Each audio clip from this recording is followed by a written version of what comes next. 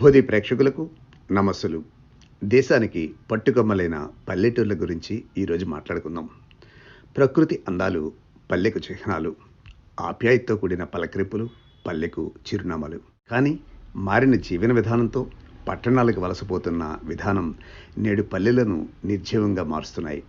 దీనికి తార్కాణమే మా అమ్మమ్మ గారి గ్రామం ఎండమూరు. ఆగస్టు 17న మా రెండవ మేనమావ గారి మరణంతో అక్కడికి చేరిన ఆత్మీయులతో 10 రోజులు సందడిని సంతరించుకుంది ఆ ప్రదేశం.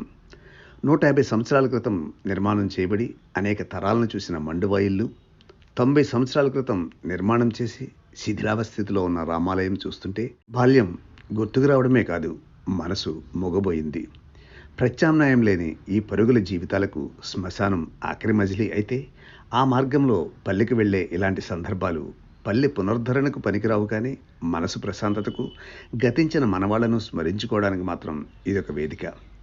ఈ సమయంలో తప్పదు పల్లెకి పోవడం.